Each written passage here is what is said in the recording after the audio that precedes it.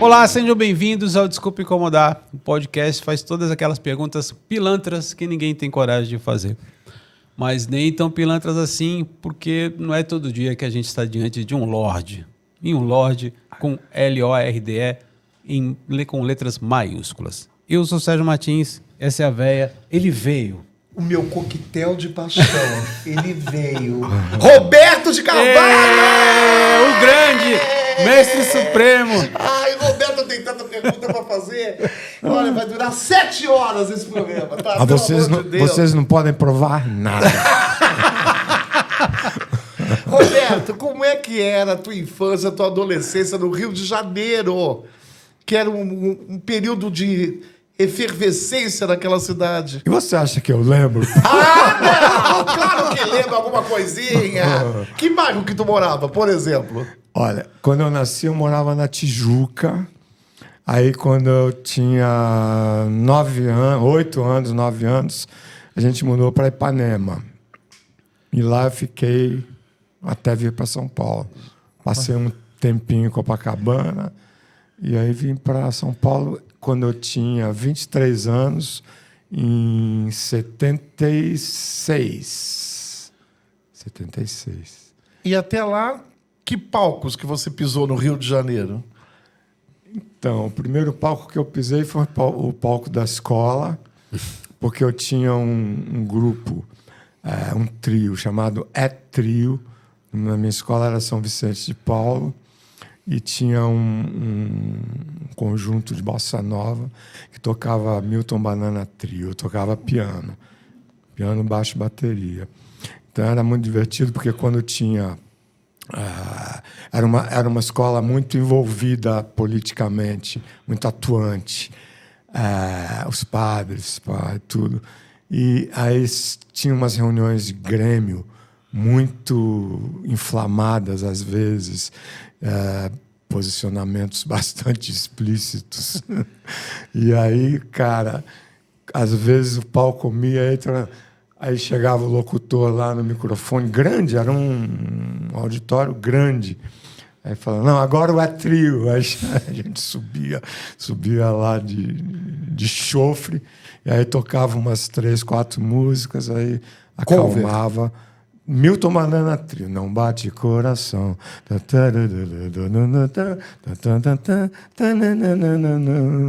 Essa era isso, bossa nova. Samba bossa, na verdade. Não era exatamente bossa nova, era mais samba bossa.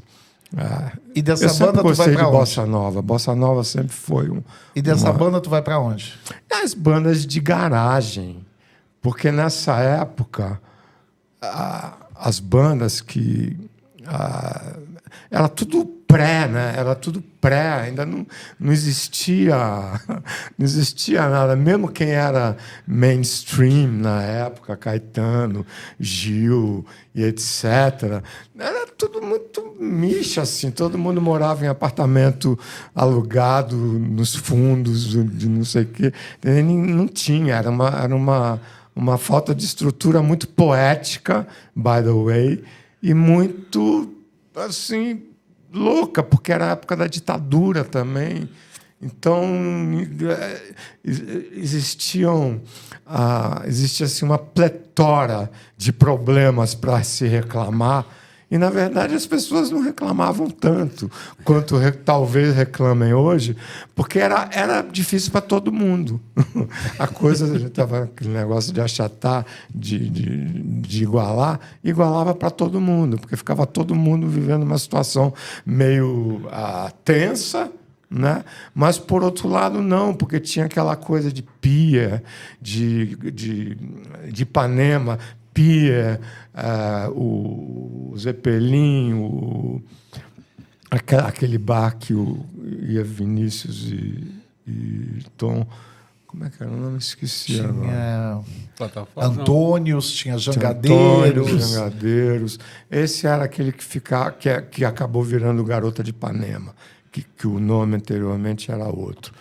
Então tinha Veloso. Veloso, exatamente.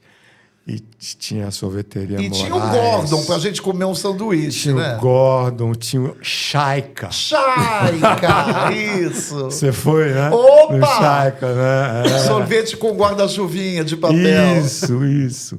Maravilhoso, Chaika. Então, mas enfim, de todo jeito, tinha essa coisa de praia, que na época era o pier, né? Que todo mundo ia para a praia e todo mundo se conhecia e todo mundo era louco.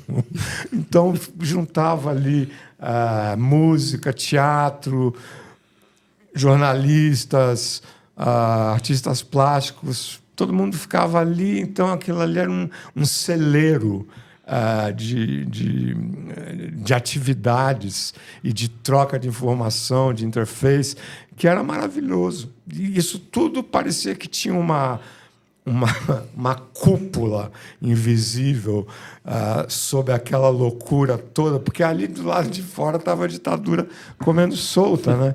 Então não tinha muito o que reclamar. Estava bom e a gente ficava sabendo, não, Tenório Júnior foi sequestrado na Argentina. Blá, blá, blá, blá. Tinha sempre um auê esquisito, mas era tudo muita festa. Todo dia tinha festa. E muito Mandrix também, que era o talk of the town naquela época, entendeu?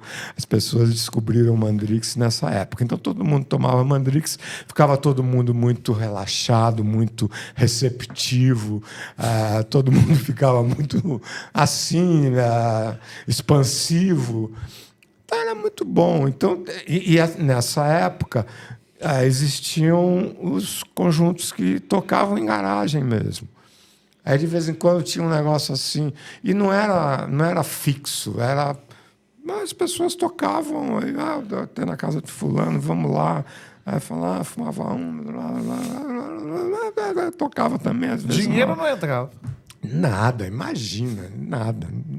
E eu fazia faculdade de Direito, na PUC, tá? Fazia faculdade de Direito, fiz até o 3º ano e comecei a trabalhar com um tio meu que tinha um cartório. E ele teve um desfalque financeiro no cartório dele e ele me pediu para trabalhar no cartório dele como tesoureiro durante o tempo que ele arrumasse a confusão toda que foi feita. Eu fiquei uns 10 meses lá.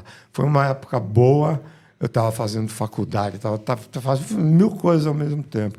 Mas eu não tinha a perspectiva de me tornar músico profissional. Não era uma coisa que tivesse muito clara no meu radar. Com 16, 17, 18 anos é muito difícil você ter no seu radar, em 1960 e poucos, que você vai ser músico profissional numa época em que as coisas eram muito diferentes do que se tornaram a partir de uma certa época, né? Roberto, você sabe que um dia eu li uma entrevista incrível do Keith Richards, né? Você estava falando de bossa nova, isso é a minha curiosidade. E ele falava, antigamente eram My Mother's Records, né? Os discos da minha mãe.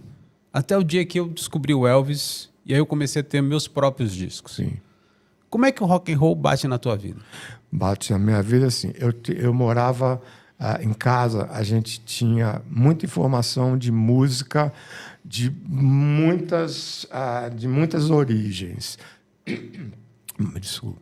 Mas muita música brasileira. Eu voltando um pouco atrás, a minha mãe era pianista, ela tocava piano clássico. A minha bisavó, que morava com a gente, ela era pianista também, mas ela tocava Ernesto Nazaré, valsinha, enfim, era uma outra linhagem musical. E eu ficava ali, né? Porque o dia inteiro elas tocando, minha mãe cantava também, o dia inteiro elas tocando e eu ali. E aí, um belo dia, quando eu tinha lá pelos 4 anos, eu comecei a tocar também, né, de ouvido. E aí eu sempre toquei. Isso é um negócio que sempre na minha vida existiu, foi música. Tá? Mas e o rock and roll? Ad nauseam. É. Aí o rock and roll. Aí eu estudei piano clássico, durante um certo tempo, o objetivo era fazer Berklee School of Music. E tal, me inscrevi, fiz, não sei. Aí eu estava um primo meu, um pouco mais velho que eu, o Binho, os pais dele foram viajar, isso eu tinha 14 anos. Os pais dele foram viajar e ele foi ficar em casa. E ele levou Love Me Do, que ele tinha conseguido Love Me Do dos Beatles, e foi a epifania. A epifania foi essa, né? Inesquecível. Eu devia ter 14 anos. 14 anos.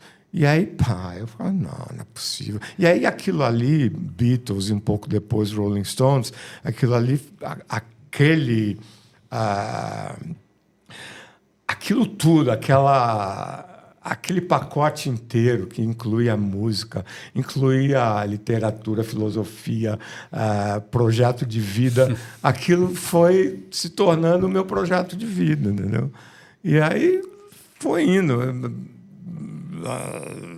Comecei, logo pedi para o meu pai me dar uma guitarra, ele me deu um violão elétrico Rei, que era maravilhoso, e um amplificador felpa. E aí eu comecei a tocar guitarra, a guitarra junto com um disco. Eu lembro que a primeira música que eu toquei era uma música do Michel Polnareff chamada La Poupée qui fait non. Por quê? Porque são 3 acordes, a música inteira são 3 acordes. Mi maior, Lá maior e Ré maior. Fé sétima. Aí fui seguindo nessa aí. Aí comecei a tocar nessa coisa das garagens. Aí tinha um negócio da escola. Aí eu fui também achando que não era para ser... Porque o curso de Direito era para ser diplomata. Uhum. Eu pretendia ser diplomata. Isso eu pretendia mesmo. Era um negócio que eu teria tido vontade. Apesar de que a diplomacia na minha vida foi usada com muita... Ainda está sendo usada. Ainda. Com muita intensidade. Foi assim como a Faculdade de Direito me proporcionou digamos assim, uma consciência jurídica que também foi muito usada no decorrer da minha vida. Eu sempre pude sentar com gravadoras e empresários, etc., na horizontal, sem ter que chegar assim, entendeu? Então, foi muito útil. Todas essas coisas foram... Assim como ser tesoureiro do cartório também me ensinou a lidar não só com grana, de um modo geral, mas também com as idiosincrasias não muito positivas de pessoas que tentavam seduzir o tesoureiro para conseguir favores que eventualmente eles pudessem conseguir. Então foi uma longa caminhada, um longo aprendizado. O meu nome é José Pedro, tá? Ninguém nunca me chamou de Zezé. Por que Roberto de Carvalho era chamado de Zezé? Porque meu nome é Roberto Zenóbio Afonso de Carvalho. Tá. Na escola, sempre buscam o nome que é mais não comum, né? Geralmente é sobrenome, para chamar as pessoas. E me chamavam de Zenóbio na escola, porque meu avô também era um cara muito conhecido. Que loucura. Meu avô era ele era ministro da guerra, do Getúlio, não sei o quê, então ele era muito conhecido. Então, o Zenóbio pegou por causa disso. E aí, Zenóbio, aí, de repente, Zezé. Mas aí, quando você começou a trabalhar, tocar profissionalmente, por exemplo, com o Ney, tu deixava o pessoal chamar Zezé. Vai, Zezé. Primeiro eu toquei com o Maltner. Tem esse tempo do Maltner. Mas era Zezé? Então... Não, eu particularmente nunca assumi o Zezé, entendeu? Eu sempre achei que não era eu. Não tanto por eu gostar do meu nome, mas porque não achava Zezé esquisito, não era eu. Eu não olhava no espelho e via um Zezé. Eu via um Roberto. Pois é. E eu tinha outros apelidos também. O meu apelido na minha família era Beto, por exemplo. Nos Estados Unidos era Robbie. Então tinha, né, uma gama de apelidos diferentes. E esse Zezé acho que era o único que eu não achava adequado. Mas isso daí persistiu até eu tornar público que eu só admitia que me chamasse de Zezé quem tivesse sido meu colega de escola. Isso é maravilhoso, maravilhoso. Mas no Refestança você está acreditado como Zezé, né? Sim, aí eu não falei com mais ninguém. Tá mesmo? Tá acreditado como Zezé? Acho que tá como Zezé. Mesmo? Tem certeza? Acho que tá Roberto Carvalho, entre parênteses, Zezé. Tá. Já estava entre parênteses. Já tinha uma ressalva. Já tinha uma ressalva. Então, tudo bem. Um certo dia eu compro... Resolvi. Um certo dia eu compro o disco rosa de João Ricardo. Sim. E me apaixono por uma canção chamada Balada para um Coiote. E falo, tem umas guitarras, uma steel guitar e tal. Aí eu vou ver Roberto de Carvalho. Como é que você foi tocar com o João Ricardo? E como é que você passa do João Ricardo para o Ney Matogrosso? Isso é uma loucura. Bom, o João Ricardo... Eu não sei, naquela época tinha uma coisa lá no Rio que era a coluna do Nelsinho, do Nelson Mota. E o Nelsinho, ele me badalava muito na coluna dele. Acho que por causa disso, São Paulo tomou conhecimento da minha existência. E eu também tinha o negócio do Malte, né, que eu também vim aqui tocar. E foi ali que eu comecei a conhecer. Foi com o Maltner que eu aprendi muita coisa também. Aprendi filosofia, aprendi coisas assim de valor inestimável que só poderiam ter sido passadas para mim por alguém com a inteligência e a cultura que o Maltner tem, né? Então, Nietzsche entrou na minha vida, Schopenhauer, então isso tudo foi ali no rolê do Maltner. E também, uma coisa que eu gostava muito no rolê do Maltner era o buquê, a variedade de coisas que ele abraçava, entendeu? Tinha música ali de todo tipo, que é uma coisa que eu acho super importante. Eu detesto sectarismo musical, eu gosto que as coisas... Eu acho que em música... Território livre. Você pode... eu sou roqueiro. Tá, mas você tem que ser só roqueiro? Não, eu sou jazzista. Mas tem que ser só jazzista? Não, é músico. Músico gosta de música, músico faz música e música não dá para entubar um sectarismo nessa coisa, porque é totalmente antidemocrático, antiproducente, é péssimo.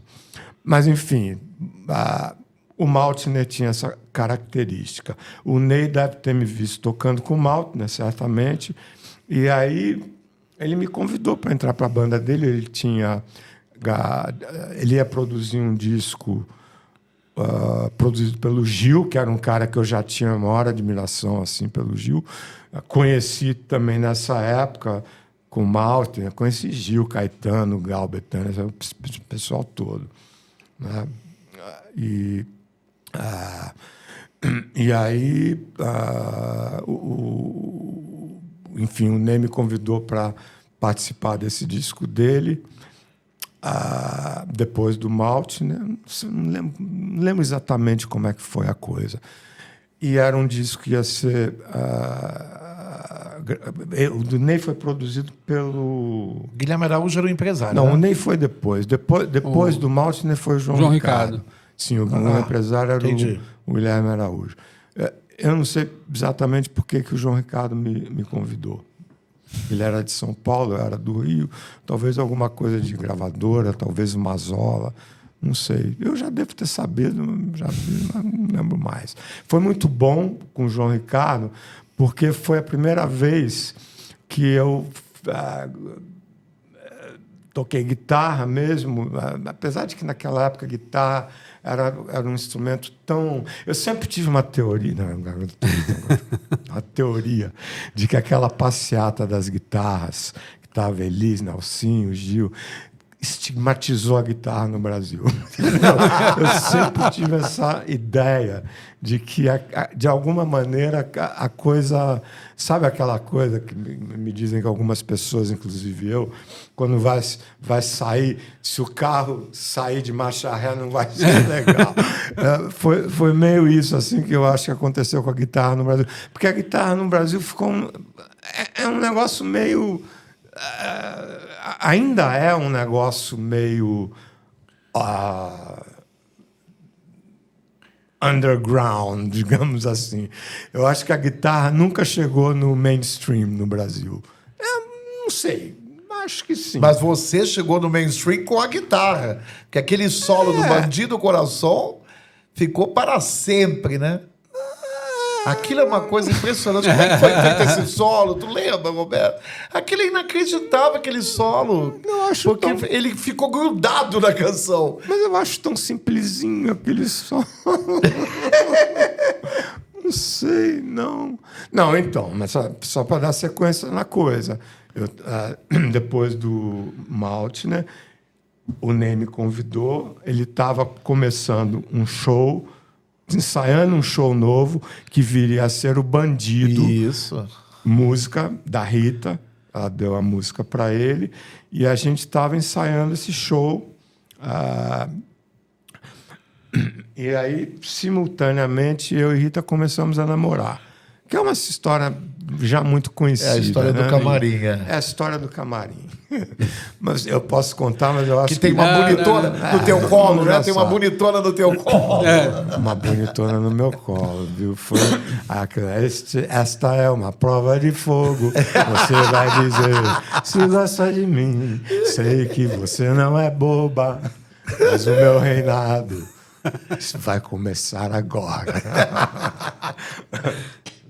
Aí teve essa situação e aí, ao mesmo tempo que eu estava tocando com o Ney, eu estava ensaiando as frenéticas. Porque o Nelsinho o Nelsinho abriu o Frenetic Dancing Frenetic Dancing Days, que durou muito pouco tempo. Durou 6 meses. até menos, acho que 4 meses. É verdade. Mas aquela coisa das frenéticas serem as garçonetes que iriam eventualmente subir no palco e cantar, pai, tudo. Era todo mundo amigo, a pia, era todo mundo amigo. E aí, assim, não, vamos fazer isso daí, você ensaia elas, e aí elas iam lá em casa, a gente ensaiava. Na verdade, eu dava as vozes para elas, não lembro do repertório. Eu lembro que tinha Dançar para Não Dançar, da Rita, tinha algumas outras coisas, não me lembro. Mas aí, um belo dia, acho que no terceiro ou no quarto dia de ensaio, eu estava lá ensaiando com ela, de repente toca o telefone, era a minha cunhada, a Virgínia, dizendo que a Rita tinha sido presa. Bom, eu passei batido no negócio ali do camarim, que vai dar no jantar que a Rita deu, e aí no jantar a gente ficou para sempre. E então eu pulei essa parte, mas, enfim, no ensaio das frenéticas eu fiquei sabendo que a Rita tinha sido presa. Voltei, meninas, aconteceu isso, eu vou agora para São Paulo. Vim para São Paulo, não voltei mais. Foi assim. Aí eu falei para o Ney, não vou conseguir continuar, porque aí eu vim para dar o respaldo numa pletora de situações que foram muito difíceis de serem contornadas, mas que, na verdade... Que o tesoureiro e o estudante de direito trabalharam nessa época, né? Muito. Aí porque a Rita teve aquele problema com a empresária. Aí eu virei mesmo empresário. Virou empresário. Virei empresário. Porque aí a Rita ficou em prisão domiciliar. E eu em prisão domiciliar com ela. Aí a gente fez a gente começou a descobrir as coisas todas. Porque com a prisão, muitas coisas da estrutura do funcionamento, né, ali da Rita foram vindo à tona. Porque os advogados, era o Zé Carlos Dias, era o Samuel McDowell. Então, muitas coisas foram sendo descobertas e era necessário que houvesse uma mudança Porque houve uma dívida gigantesca também. Exatamente. Entendeu? Porque a Rita estava estreando o show, estava tudo investido no show, e de repente parou tudo, conta de advogado, enfim. Foi. Quem que fica de empresário da Rita depois que tu faz esse estágio? Alguém tinha que fazer o trabalho sujo. Você estava falando desse estigma da guitarra, e eu lembro de uma frase famosa do Pete Townshend, do The Who, que você conhece muito bem, que perguntaram por que você toca guitarra. Ele falou, porque quando eu tô com uma guitarra em cima do palco, ninguém nota que meu nariz é grande e meu pau é pequeno. E um dia, um jovem Sérgio Martins foi te entrevistar quando você estava lançando o teu primeiro disco solo e você falou, a guitarra é um pau. A guitarra é o instrumento mais fálico de todos. Sim, a guitarra não tenha dúvida. Pois é. Você se sente Eu não sei se eu tenho as mesmas características do Pete Townshend. Não vou falar nada. Nariz Fica no ar, isso fica no ar. Fica a cargo das interpretações, entendeu? Porque eu acho que ele foi um pouco explícito demais, ou talvez querendo fazer... Porque ele era alto, né? Bom, não sei. Às vezes as coisas... a propaganda enganosa. Eu tenho umas árvores que elas crescem, elas são grandes, mas elas crescem para o lado errado. Então tem uma situação assim. Mas qual é a atração da guitarra? Qual é Olha, eu acho que o violão é que entrega a coisa para a guitarra. O violão, eu toco bem mais violão, não que eu toque melhor, mas eu toco mais frequentemente violão do que guitarra. Porque o violão é um instrumento que você está ali com ele. Ele é como se fosse uma continuação do seu corpo mesmo. Porque você pode colocar o violão na cama, ou no quarto, ou na sua frente. Aí, se você está com vontade de tocar, é só pegar ele, colocar pai, tocar, pai e tal. Então, ele é literalmente uma comodidade muito grande. Ele não precisa ser amplificado, ele precisa só ser afinado. Isso é o básico. Então, eu acho que a familiaridade com o violão acaba entregando os pontos para o caráter de sedução da guitarra, porque na guitarra você tem controle do volume, da distorção, você tem um controle completo do rolê todo. Muito isso. Eu acho que a guitarra tem uma capacidade de cuspir fogo e de exacerbar essa coisa fálica de uma maneira... Você tem o solo também, né? E você ainda tem o solo.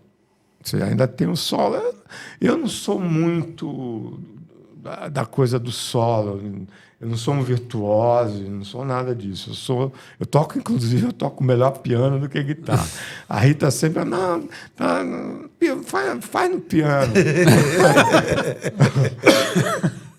Ela adorava cantar e eu no piano. Aliás, é uma coisa que a gente nunca fez, a não ser em alguns shows que, no final, tinham... agora, o que vocês querem ouvir? Isso aconteceu uns 2 shows. O que vocês querem ouvir? Aí teve uma vez que era no piano, que eu fazia no piano, ela cantava, e outra vez era na guitarra. Mas ela gostava muito do meu piano e, enfim, eu tenho mais musculatura mesmo para o piano. Mas eu gosto mais de guitarra. Por quê?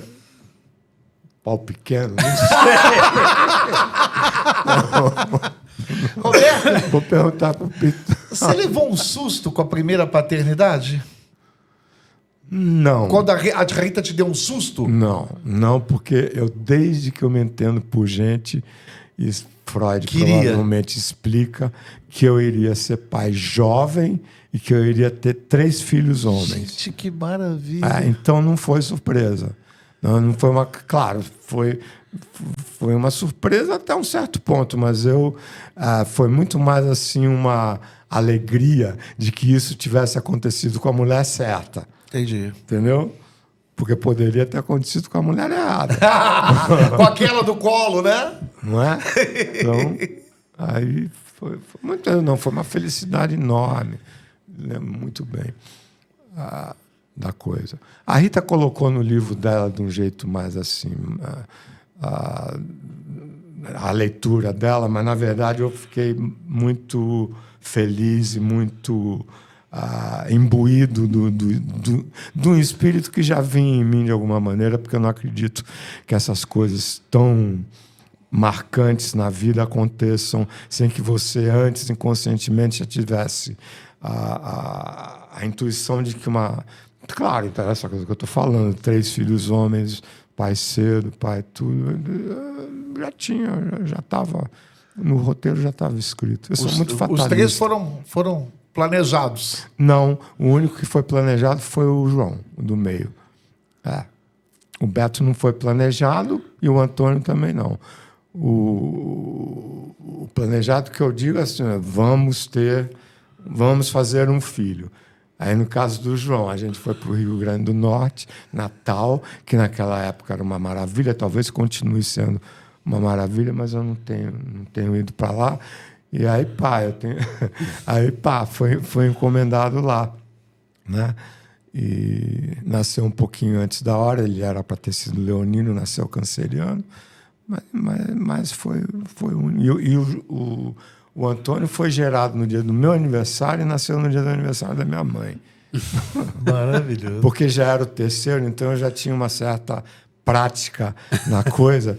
Então, meu aniversário... Aí, aí a Rita terminou a coisa ali. Eu falei, eu acho que vem mais um filho.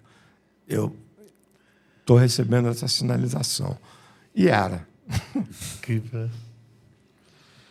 Eu estava ouvindo o teu disco solo de 1992. Sim. Que é belíssimo. Obrigado. Que lembranças você tem dele? Boas, lembranças boas. Foi uma época... A época não era tão boa assim, porque eu e a Rita estávamos numa fase em que a gente estava se estranhando um pouco.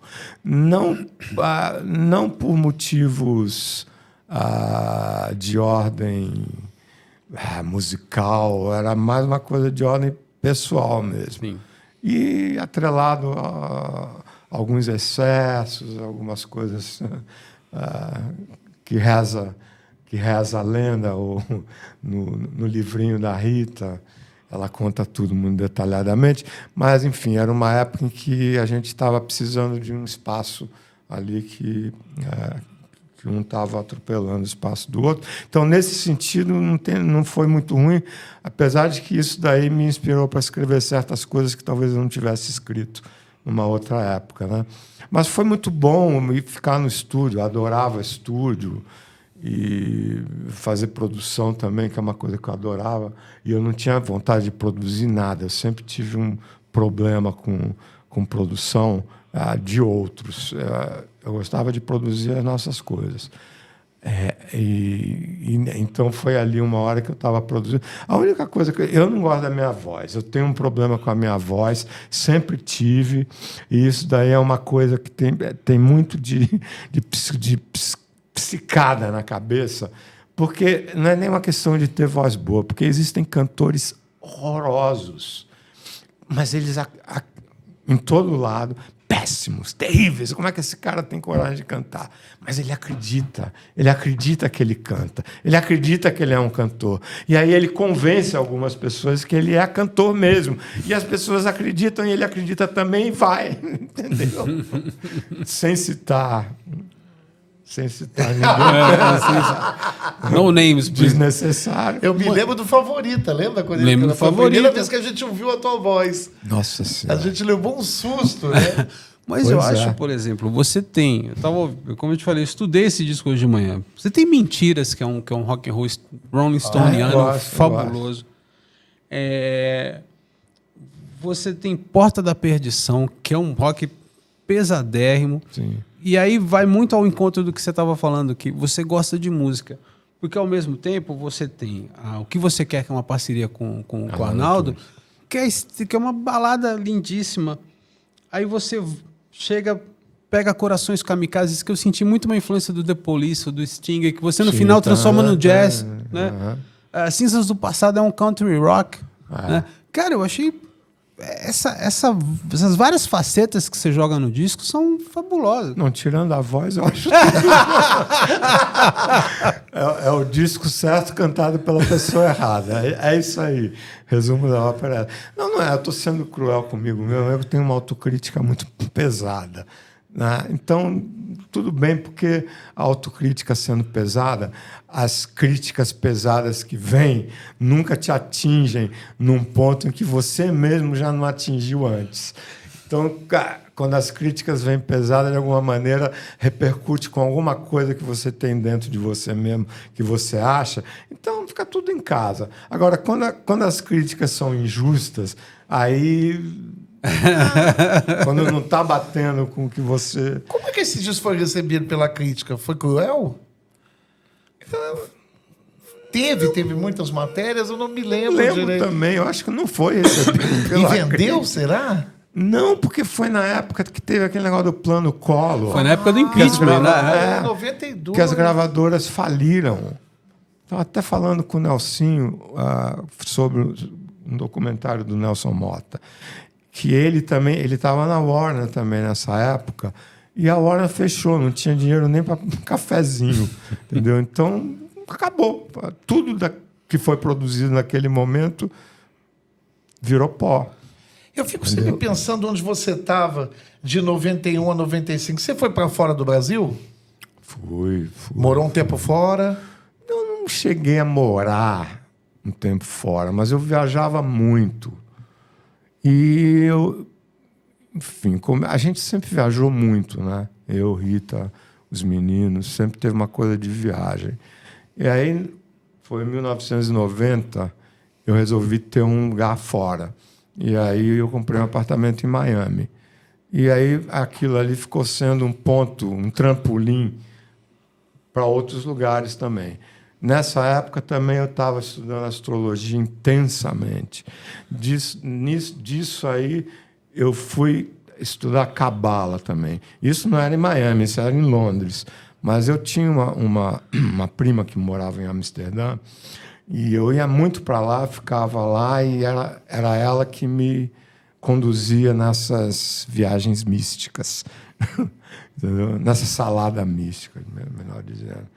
Então, eu viajava muito, mas aí eu voltava, vinha para cá, ficava aqui, ficava um tempo aqui, aí ia de novo. Enfim, foram alguns anos sabáticos. Não foram muitos, não. Foram 4. Não sei se foram 4. Não sei se foram 4, porque... pode ter sido. E depois isso permaneceu. Porque mesmo durante essa época em que eu e Rita... Aí estava... A gente foi morar em apartamentos diferentes, com uma dinâmica assim. A gente morava num apartamento. Primeiro a gente morava todo mundo num apartamento só. Aí a gente saiu desse apartamento e foi para um outro apartamento, todo mundo. Aí, claustrofobia. Aí ela mudou do apartamento, foi morar em outro apartamento. Aí o Beto foi morar com ela. E eu fiquei com o João e Antônio. Aí entrou um negócio de Miami. Então, a gente tinha 2 apartamentos aqui e em Miami a gente ficava juntos. Entendi. E isso se perdurou por muito tempo. Entendeu? Isso durou até 5 anos, 6 anos atrás. Entendeu? E foi desse jeito. Depois a gente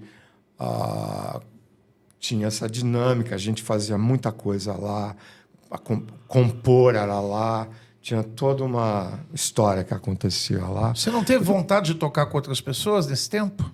Não. Não?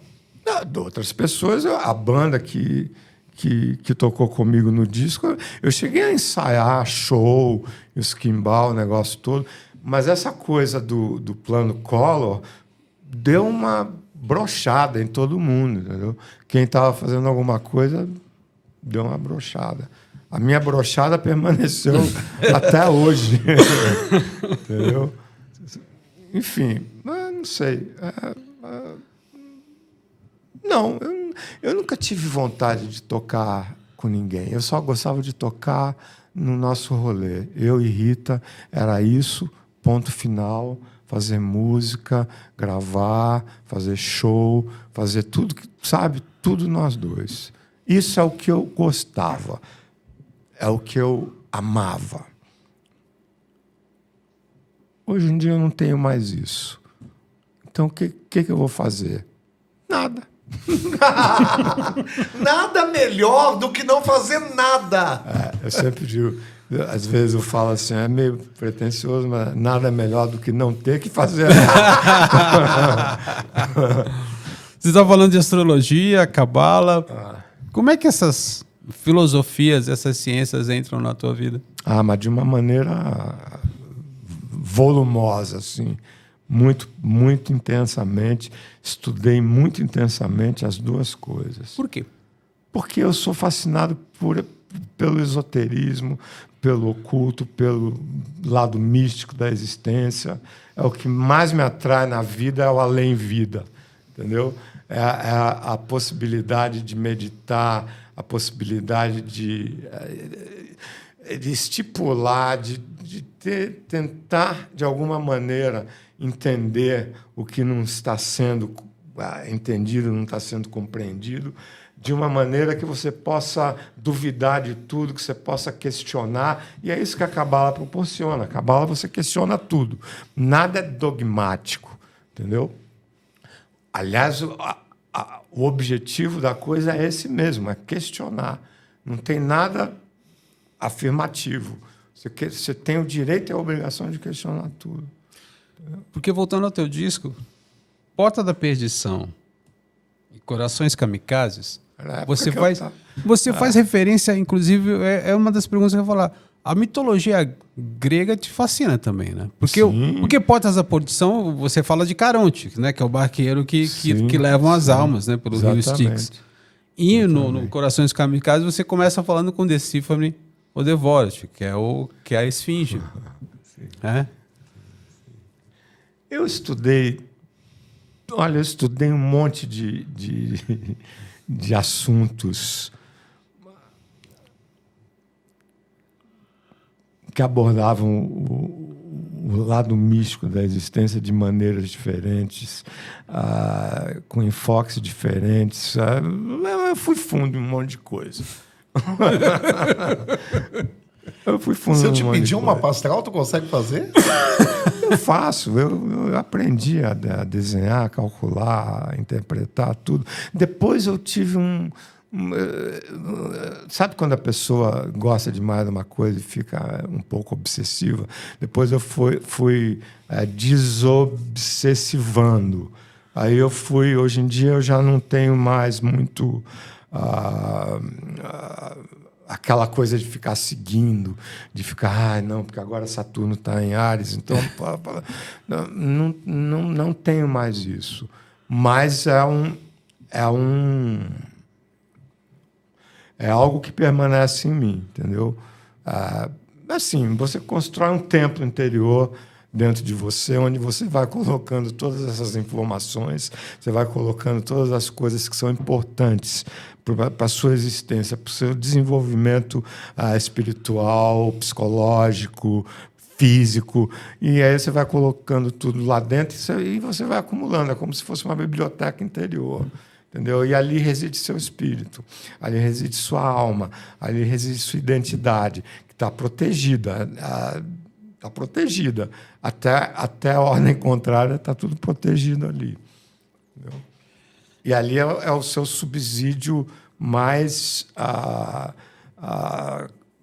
obtido, mais conquistado por você durante sua existência, durante o tempo que você estudou um monte de coisa, durante o tempo que você estava na faculdade de Direito, até o tempo que você estava no grupo de Cabala.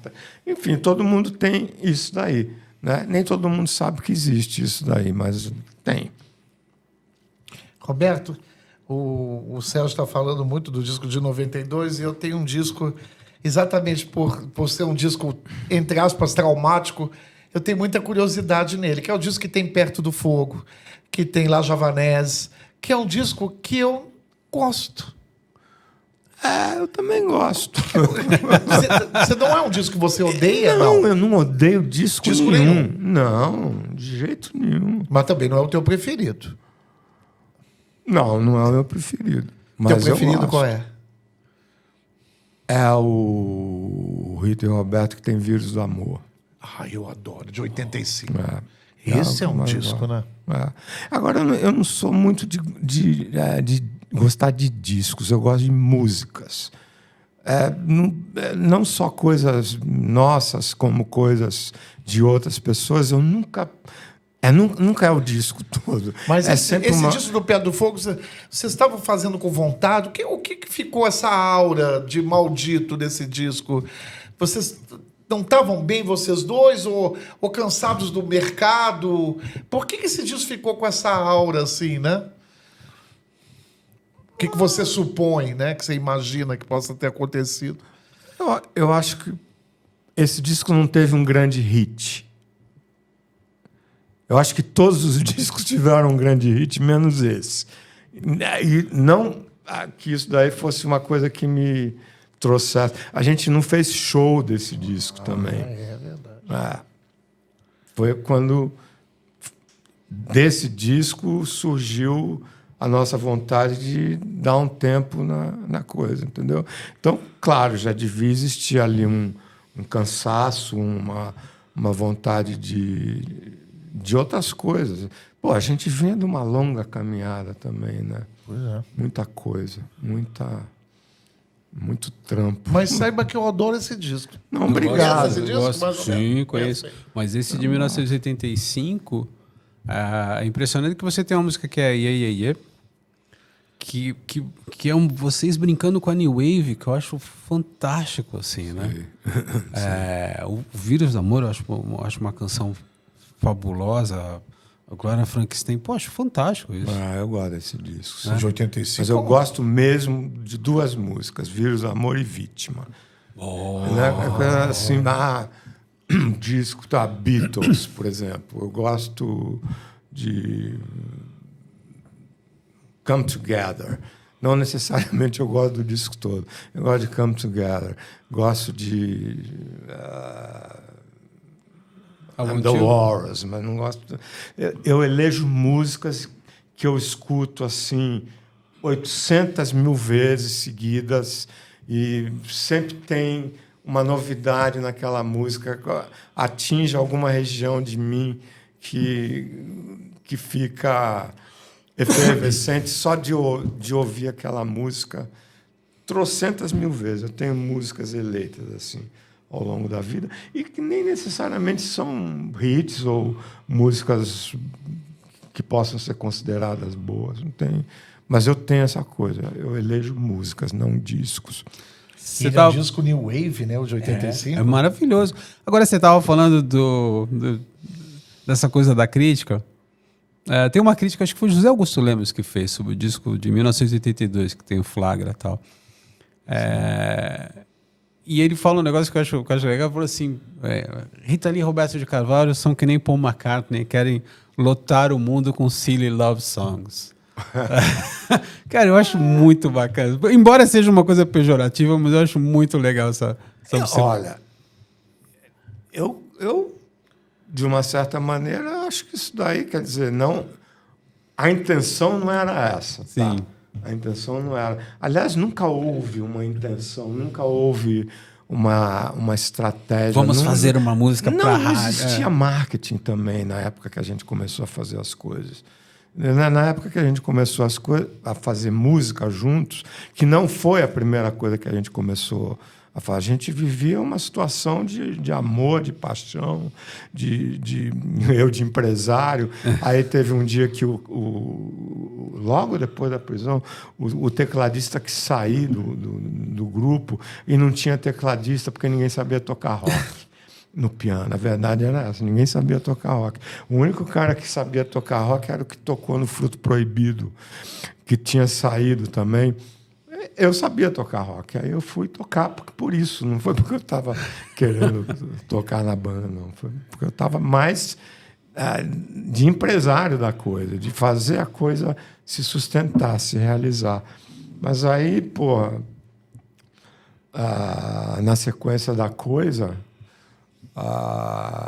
eu perdi o fio da meada. Eu estava falando de... A gente estava falando de Silly Love Songs. Silly Love Songs. Quando a gente começou a fazer música, Mania de Você, por exemplo, não tinha um projeto, Mania. A gente fez... Era aquilo que a gente estava fazendo, aquilo e todas as outras músicas. Não tinha... Mas é evidente que, ao fazer a música e começar a mostrar a música para algumas pessoas, ou mesmo a gente tinha consciência do que era aquilo, entendeu? E era. Como é que é tocar rock no piano? Eu gosto, adoro tocar rock no piano. É difícil. Isso é que eu queria saber. Você tocou um do negócio boogie interessante. woogie. É isso. A parte do boogie woogie.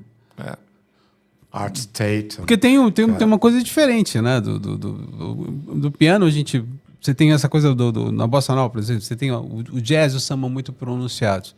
Então, normalmente, um cara que toca bem samba, toca jazz, dificilmente toca rock and roll bem. Sim. Você toca rock and roll muito bem no piano. Obrigado. Né? Como é que foi essa formação? Foi de você ter morado lá fora? Foi de você ter estudado esses caras tocarem? De ouvir Stones, ouvir Beatles, depois, num determinado momento, começaram a chegar os discos também, os Gênesis do blues, Robert Johnson e todas aquelas coisas que vieram. E depois, numa fase posterior, Little Richard e Jerry Lee Lewis. Essa coisa toda entrava. Eu ouvia tudo, cara. Porque os Stones tinham 2 pianistas muito bons, que eram o Nick Hopkins e o Ian Stewart. E teve o Billy Preston também. Durante uma certa época. Maravilhosos. Os Beatles tiveram o Billy Preston também. Sim. E tiveram vários tecladistas também que tocaram ao longo da coisa. Mas Stones tinha mais. Stones era mais raiz blues mesmo. Sim. Era boogie pra caramba. Boogie woogie, eu adoro boogie woogie. Eu e Rita, quando a gente tem essa noite lá do começo dos tempos, a gente sentou no piano, os dois, e aí eu comecei a tocar a mão direita e ela a esquerda de um boogie woogie. Começou tudo com boogie woogie. A nossa coisa musical começou com boogie woogie. Então, era assim. Ficou muito presente na minha vida a coisa do boogie woogie. Sempre que eu sento no piano para tocar, eu sempre toco um boogie woogie e umas 3 músicas nossas, assim, que são Dias Melhores Virão. Adoro. Dias Melhores Virão e... o que é mesmo?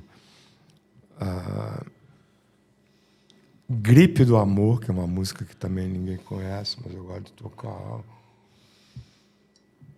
E eu gosto, e é o que eu sei fazer, é improvisar no piano. É sentar no piano e ficar improvisando. E a Rita me foi de uma importância enorme também, porque essa coisa de ficar improvisando, eu vou passando de uma coisa para outra, e a Rita ficava ouvindo, ela falava, não, mas peraí. Aí ela começou a gravar as coisas, para eu não passar de uma coisa para outra sem desenvolver, né? E aí, ela que me deu a capricorniana, ascendente em Virgem, Lua em Virgem, me deu a metodologia de organizar a coisa. Ô, Roberto, pouca gente sabe que você também escreve e faz a melodia, né? E esse aqui é um caso que talvez as pessoas não conheçam, e eu queria que você lesse para mim, por favor. E o óculos? Peguem o óculos, por favor, pro Roberto. Não, eu consigo ler. Consegue? Você é meu oxigênio, meu calma, meu dharma, meu prêmio, pulsar, causar, aeroporto transideral. Você é a partícula do espírito. O espectro... Não precisa, não. O impacto do nêutron no elétron. Calma, Roberto, começa de novo. Você está pulando tudo. O espectro visível do indivisível. Cenário de aurora boreal. Isso é a viagem, né? Pô, É lindo, né? Mas lê, Roberto, devagarinho, me dá esse presente de Natal. Quero ser como Marte, que espera a visita da morte e recebe a visita da sorte. Aí tem... Beijo da sorte. Beijo da sorte. Me dê seu perfume, quero ser seu jasmim.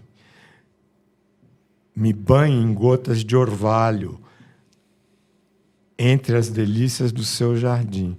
Me leve ao som de uma harpa por todos os caminhos do mapa da mina do seu coração.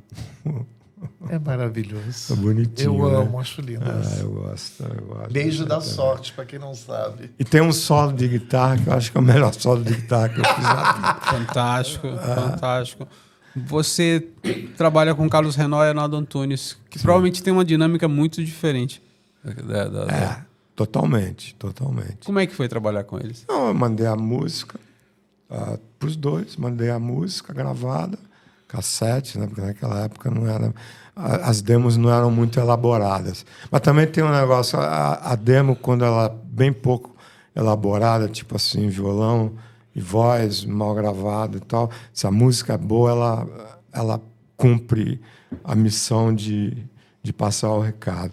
Mas eu gravei, mandei para eles e assim foi feito. Eu tenho algumas outras parcerias também, sempre desse jeito. Tá? Com o próprio Arnaldo Antunes, que é tem o Que Você Quer, tem o... Você Quer... A Rita regravou, né? Regravou. E regravou também o Mentiras? Mentiras. O que eu fiz para ela. Dizem por aí que o amor é uma mentira. Eu adoro mentiras. Eu amo você. Mas se o amor for mesmo mentira, eu gosto mesmo é de mentiras. Eu gosto mesmo é de você. Meu bem, você é igualzinho a mim. Sem tirar nem pôr, tintim por tintim. Eu quero você do jeito que for. Você, inteirinha pra mim. É lindo, né? Aí termina. Dizem por aí que o amor... dizem por aí que o amor é uma bobagem. Eu adoro bobagens. Eu amo você. Maravilhoso. Também Cristais e Diamantes também eu sei que o tempo não eu sei que o tempo me fez sofrer. São coisas do passado. Ninguém estava errado porque não lembro.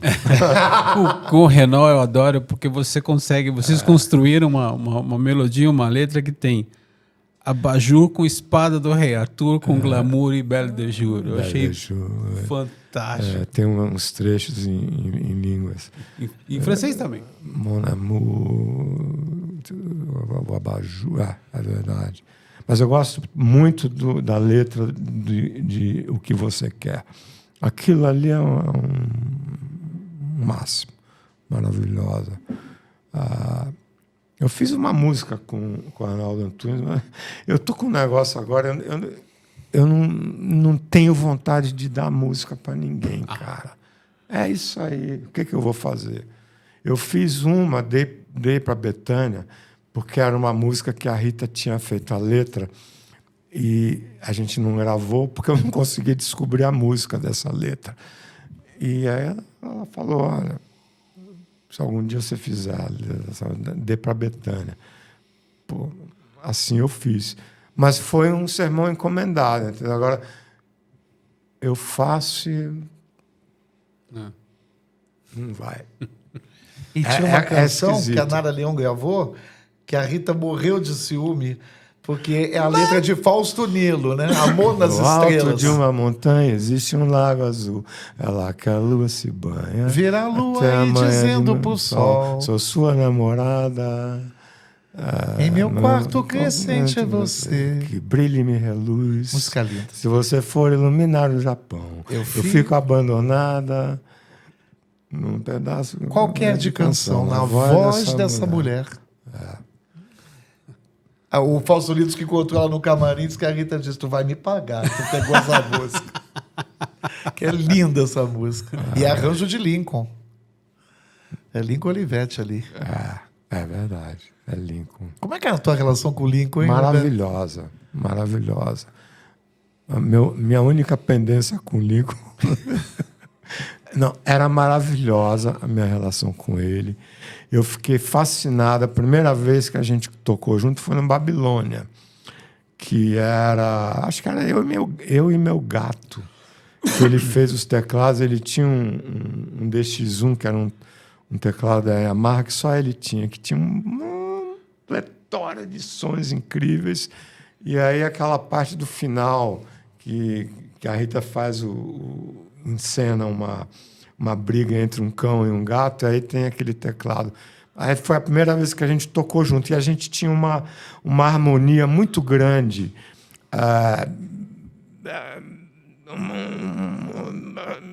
Eu começava a tocar um negócio, ele entrava fazendo uma complementariedade do que eu estava mostrando para ele, instantânea, assim. Eu adorava tocar com ele.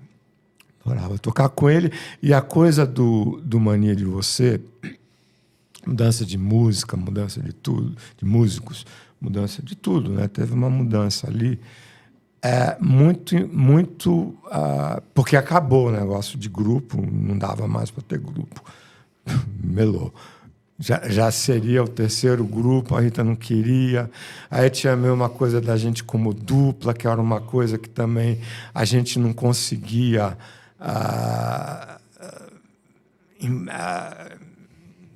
dar a sustentação metafísica, sim, mas física não, dessa coisa de ser uma dupla, porque a Rita já era muita coisa.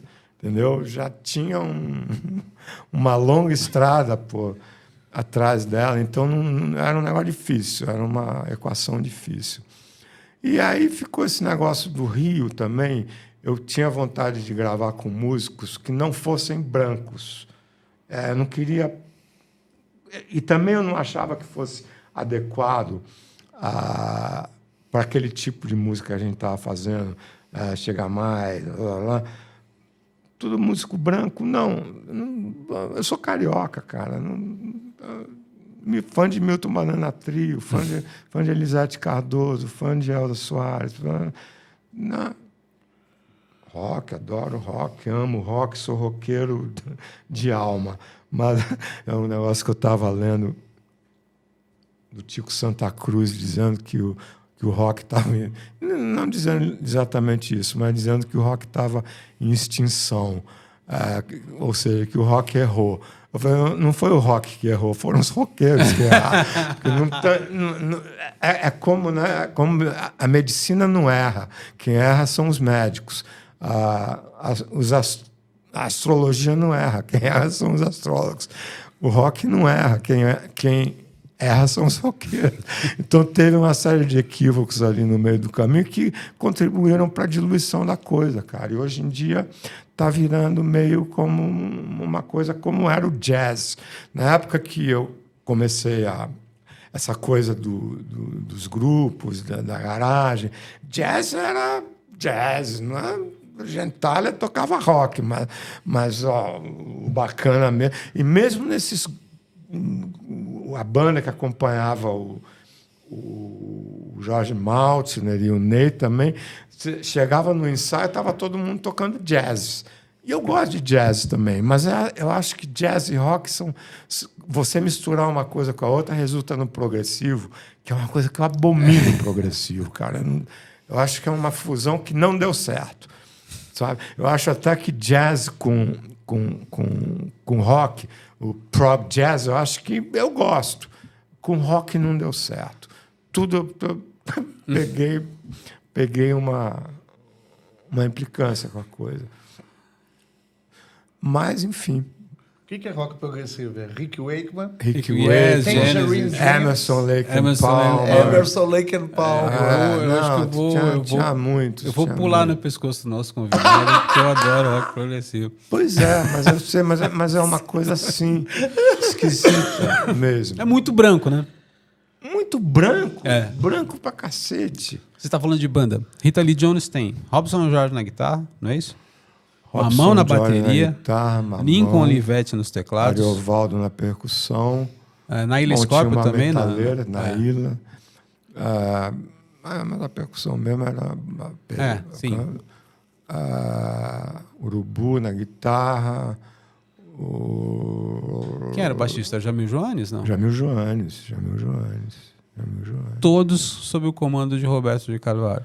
Todos Como é sob o que é? comando de Você, Roberto cara, Carvalho. você tava numa filarmônica de Berlim e você era, sei lá, para quem entende música, você era o Herbert von Karajan na frente da filarmônica de Berlim. Imagina. Como é que era isso? Mas eu era carioca, pô.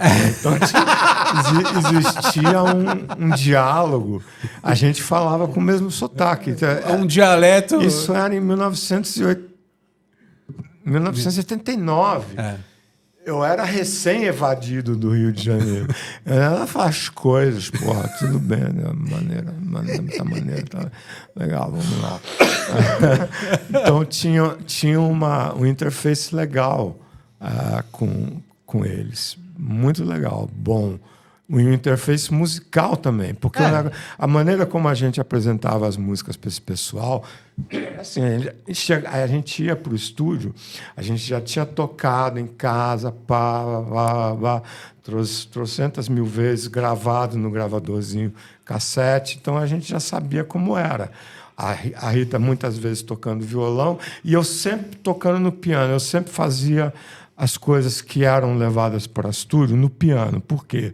Porque no piano é muito mais fácil de você dar o contexto da música, do jeito que você está dando a harmonia, está dando a melodia, está dando a percussão, está dando a bateria, está dando o baixo, está mostrando tudo ali. Então era tudo. E aí os músicos iam para o estúdio, não tendo conhecimento nenhum do que iria ser gravado. E aí a gente começava a tocar, todos com um ouvido incrível, maravilhoso. O Lincoln, na mesma hora, pegava, aí o Robson, passava até ficar legal, que não demorava muito, aí gravava uma vez, tivesse gravado, porque naquela época não tinha muito playback, não, era tudo do jeito que ficava. Agora, o Robson Jorge era impressionante. Né? Eu conversei com um cara, eu não lembro mais o nome dele, mas ele foi o primeiro baixista do Tim Maia e ele tinha uma banda com o irmão do Robson. E ele falou que o Robson era um menino. Eles ensaiaram naquele dia. Quando eles chegaram, o Robson, no dia seguinte, o Robson, aquele menino, estava com a guitarra tocando o que o cara tinha feito no dia anterior. É verdade. Mas o Lincoln também era assim. O Lincoln era assim. Eu gostava muito do Lincoln porque era uma coisa de tecladista, era difícil. Os tecladistas também tinham muito o fator sectarismo.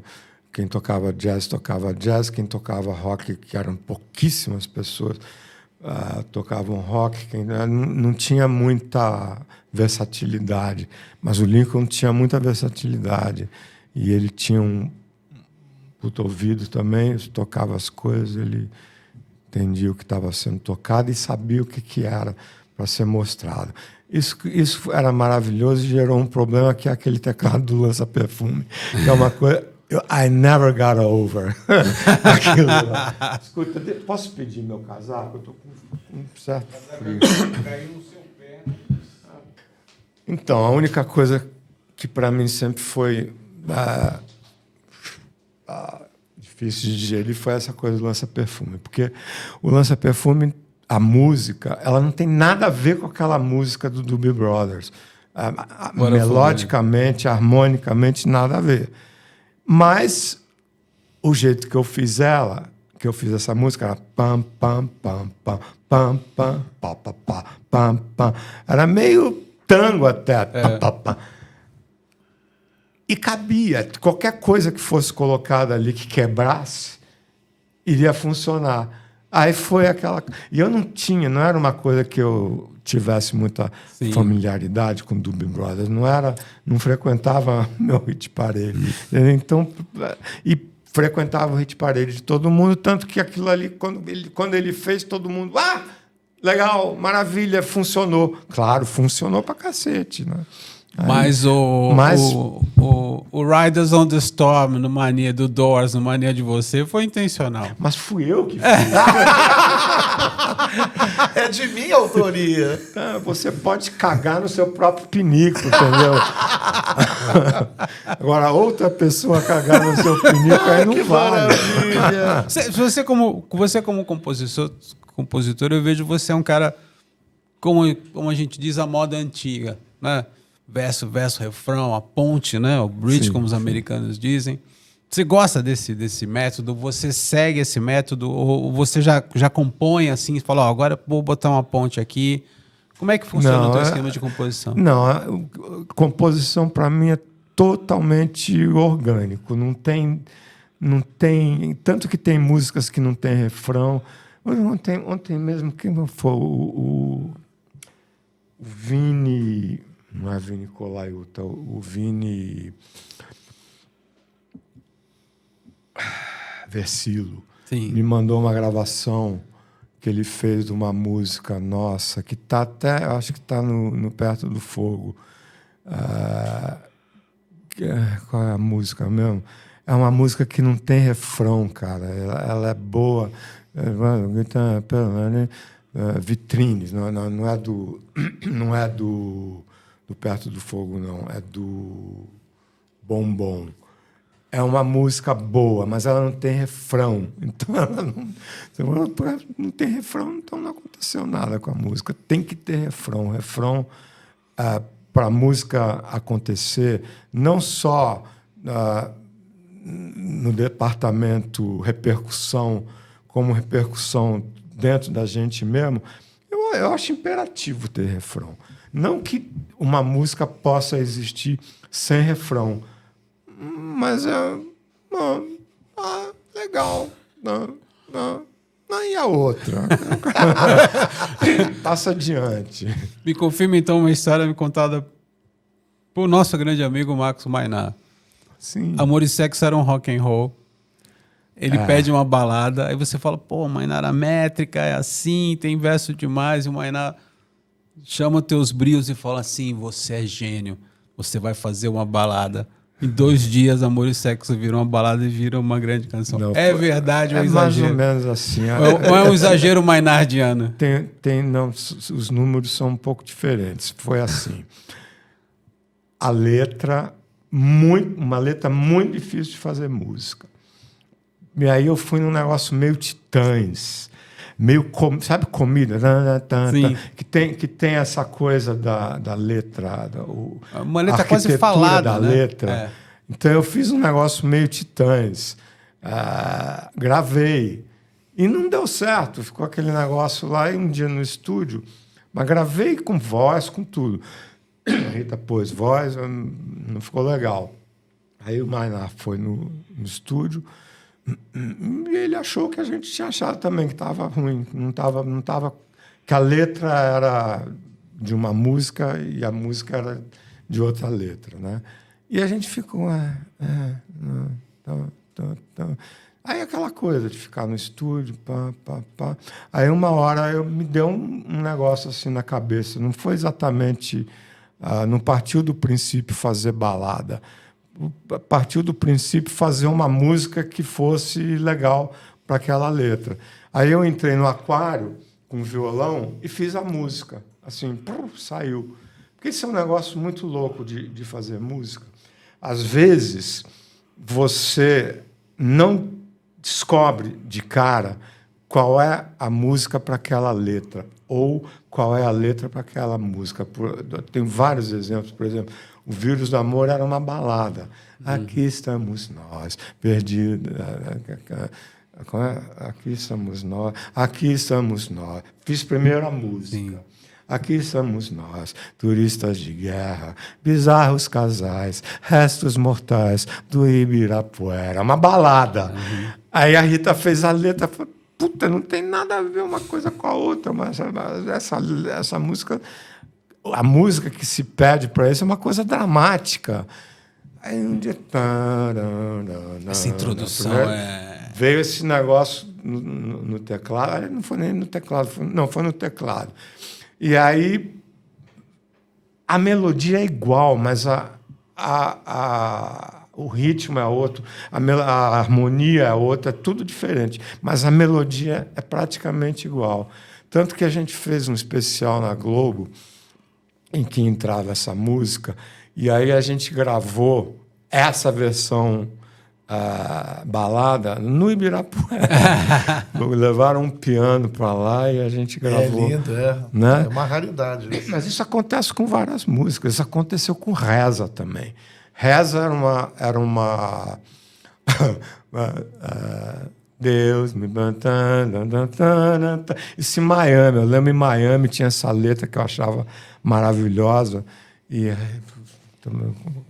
fugir do óbvio, né? Que é fazer uma coisa meio religiosa, meio evangélica.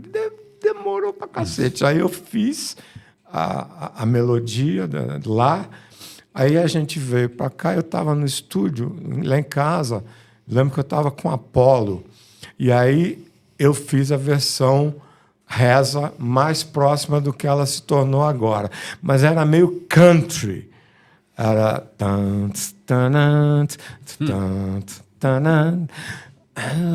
Aí eu gravei o negócio, pá, a Rita entrou no estúdio. Tá country! Muda. Aí que entrou aquele negócio do wop. Aí deu certo. Aí eu estou batendo aqui, deve estar interferindo no microfone. Né? Pois é. Mas é assim, várias músicas você faz e aí depois a letra não está combinando com a música, aí você faz outra coisa. E vice-versa também. Às vezes você fez a música e a letra não está... Mas teve o Mainá chamando você de gênio? Se ele me chamou de gênio, certamente ele estava brincando.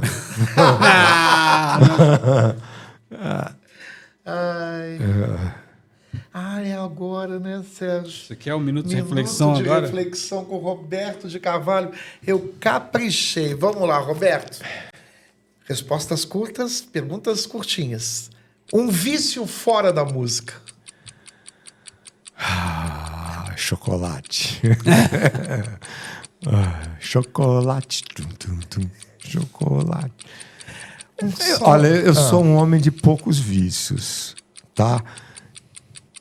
Ao longo da vida, alguns deles surgiram, mas nunca com a intensidade suficiente para se sistematizar como um vício. Então, os pecados foram vários, mas sempre veniais, nunca mortais.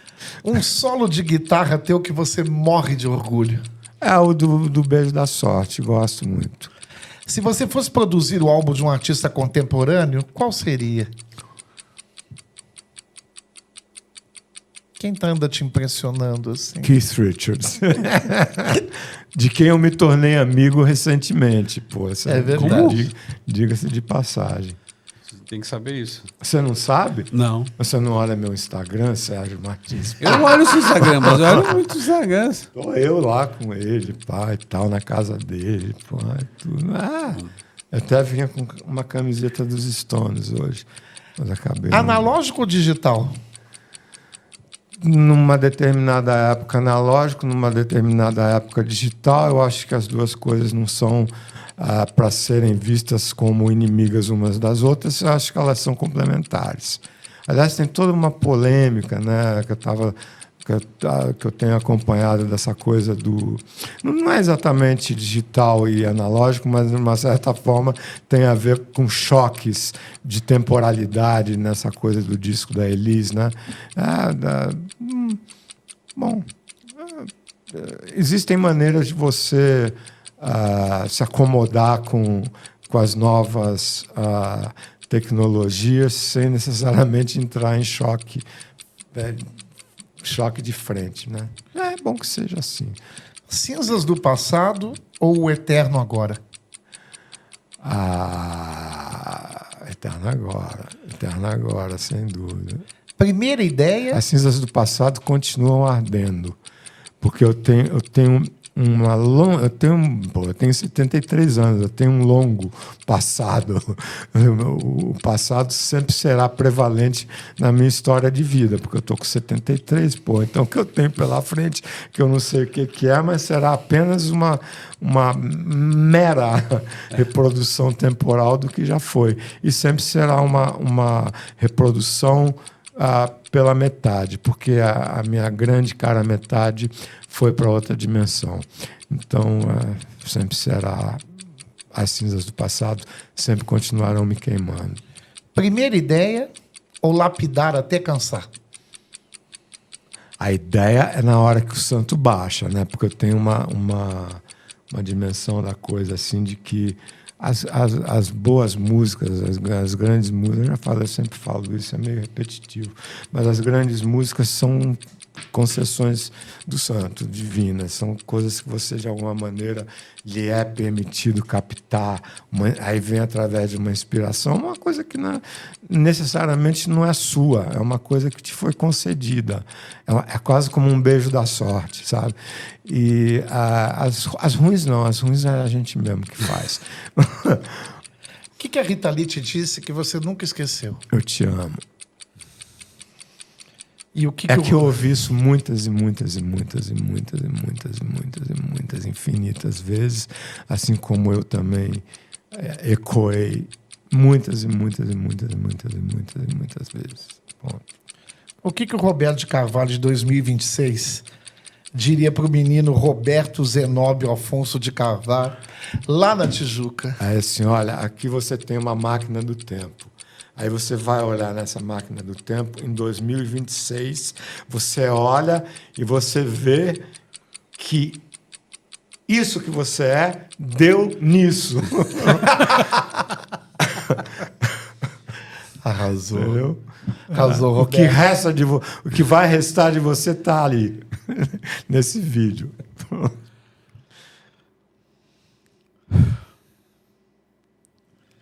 Desde que a gente começou esse podcast, eu e o Zé Pedro, o nosso sonho era trazer o Roberto de Carvalho. Desde que começou esse podcast, a gente sonhou com essa entrevista, a gente burilou essa entrevista e, principalmente, a gente teve uma ideia de, embora o Roberto tenha uma parceria, acho que uma das mais... para mim, a mais importante da música pop brasileira do século XX, a gente queria trazer o grande compositor Roberto de Carvalho. Para mim, era como a gente entrevistasse Paul McCartney e falasse assim, não vamos falar do John Lennon um pouquinho, mas vamos falar de você, Paul. Eu fico feliz da gente ter realizado isso. Não, obrigado. Mas tem muita curiosidade. Obrigado. Você é nosso ídolo, a gente te ama. Obrigado. E eu acho... Você coroou, para mim, acho que um dia particularmente maravilhoso. Obrigado. Obrigado, digo eu. Obrigado a vocês dois. O programa de vocês é lindo, o podcast é lindo. Eu adoro. Eu quis vir aqui porque eu acho vocês maravilhosos, o podcast maravilhoso. Não, sério, você para mim é uma surpresa mesmo, entendeu? Porque a gente foi se conhecendo ao longo da vida, um pouquinho aos trancos e barrancos. Como você mesmo me disse quando a gente se encontrou lá quando teve aquela homenagem lá da UBC, você falou, no começo eu tinha você um pouco atravessado na minha garganta, mas ao longo do tempo fui desenvolvendo uma certa simpatia por você, e agora eu lembro bem que você... Eu vou responder pelo César. Desculpa incomodar, Roberto, entendeu? Cara, fala. Mas foi o que eu falei pra ele. Eu falei assim, cara, você tem que dar um crédito pra gente não gostar de você. Claro. Você casou com a mulher que todos nós queríamos. mas vem um carioca marrento e leva a nossa música. Eu acredito tanto nisso que eu mesmo não gostava de mim, pô. Eu cheguei nessa constatação, assim, mas ela não gosta de mim também. Mas tem um pouco essa síndrome do impostor? Pouco. Eu acho que todo mundo tem um pouco. Eu vou te falar, aliás, eu conheço muitos cantores. E eu acho que muitos cantores aliás, tem a síndrome do impostor. Então, eu acho que assim, os cantores são, na verdade, onde o altar encontra o coroamento, entendeu? Então, tem essa coisa que eu vi, assim, verbalizar. O Caetano verbaliza muito esse negócio. Eu não sou cantor, eu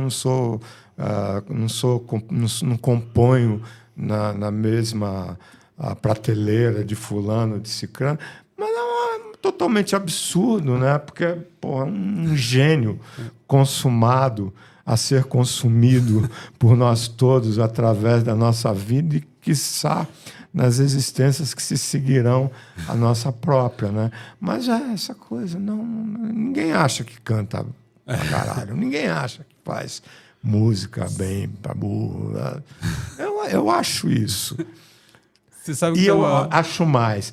Eu acho que, como eu estava falando antes, que existem cantores que não cantam nada e, entretanto, eles acreditam que cantam e acabam convencendo as pessoas que cantam. Esses não têm a síndrome do impostor. Eles acreditam mesmo. Vou terminar com duas histórias maravilhosas. Você estava falando do cantor, dizem que um dia o Nico Assunção foi chamado para tocar com o cantor. O Nico Assunção é um dos maiores baixistas da história e tal. E aí acabou o ensaio, o cara falou assim, poxa, Nico, todo mundo falando do grande músico que você é, né? Finalmente eu tive uma grana legal para pagar o seu cachê, trazer... E é impressionante de constatar que você é um músico maravilhoso. Aí o Nico olhou para ele e falou assim, compensação, tu não canta porra nenhuma. Eu acho até que eu consigo adivinhar quem é. E aí, abafado. E aí você estava falando dessa coisa do impostor. Eu tenho uma grande amiga minha, que é a Cláudia Toni, que trabalha com projetos culturais. E uma vez ela foi fazer a Royal Concertgebouw Orchestra, que é uma das maiores orquestras do mundo, no Parque do Ibirapuera. E o regente era um cara maravilhoso que eu vi em Londres, que é o Bernard Haitink. Aí ela vai lá, bate no maestro, aí a porta está entreaberta, ela fala, bom, eu vou entrar e tal. E ele se olhando no espelho, ele fala assim, você é um merda, esse concerto não vai dar certo, vai dar tudo errado e tal. Aí ele olhou para ela e falou, você tá aí? Ela falou, tô. Dá para você segurar a minha mão? Porque eu tô um pouco assim, insegura. Mas essa coisa dos rituaizinhos antes de show, na verdade, como diz o Lulu que diz isso aí é compartilhamento de insegurança. Eu ouvi ele dizer isso uma vez, achei exatamente isso. É uma hora em que você está tentando se conectar com uma coisa que te dê força. E essa força tem que ser compartilhada. E essa força, o que clama por essa força é a insegurança. Porque não tem ninguém totalmente seguro do que vai acontecer. É sempre, né, a entrada no palco sempre é uma incógnita. Pode acontecer tudo. Né? Aí você vai ali pedir as forças invisíveis que se sobrepõem à nossa existência para elas estarem do nosso lado, né? Infelizmente, chegamos ao fim do Desculpe Incomodar. Lembrando que dependemos dos seus likes. Então, curta, comente, compartilhe, ative o sininho. Garanta uma viagem da véia para Nova York e uma viagem minha para Londres. Gente, me ajuda. Lembrando também que a gente grava aqui no Plot B, aqui na Vila Mariana, que é um estúdio maravilhoso. E muito obrigado, Roberto de Carvalho. Você é o cara. Obrigado. Tem muita curiosidade, Roberto. Bom, se tiver outras também, pode. Me telefona ou manda um e-mail. O Sérgio sabe que eu sou bom de telefone. Eu sou bom de telefone, eu gosto de falar no telefone. Obrigado, até o próximo Desculpa Incomodar. Obrigado.